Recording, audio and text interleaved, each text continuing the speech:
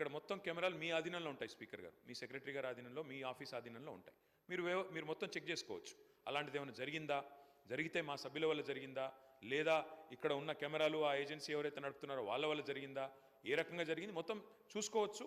ఏమైనా చర్య తీసుకోవాలనుకుంటే ప్రభుత్వం చట్టాల పరంగా చట్టబద్ధంగా తీసుకోవచ్చు, మాకు అభ్యంతరం లేదు. కానీ ఇవాళ అధ్యక్ష మీరు సోషల్ మీడియా కనుక చూస్తే దాడి ఒక్కరి మీద జరుగుతలేదు అధ్యక్ష.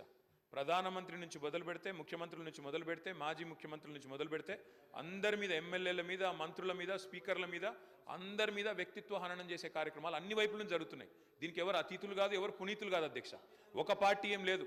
నెహ్రూ గారి టైం నుంచి మొదలు పెడితే ఈ రోజున్న నాయకుల దాకా అందరి వ్యక్తిత్వ హననాలు జరుగుతున్నాయి, క్యారెక్టర్ అసాసినేషన్ జరుగుతుంది. దీనికి అందరం బాధితులమే, ఇందులో ఎవరం కూడా పునీతులం కాదు, ఎవరం అతీతులం కాదు. కాబట్టి దయచేసి నేను కోరేది ఇది అన్ని పార్టీలో రావాలా. ఇదేదో ఒక పార్టీ వాళ్ళు చేస్తున్నారు, మిగతా వాళ్ళందరూ చాలా చక్కగా ఉన్నారు. అధ్యక్ష మరి మనం కూడా చూడాలి ఇక్కడ ప్రయోగిస్తున్న భాష, ఇక్కడ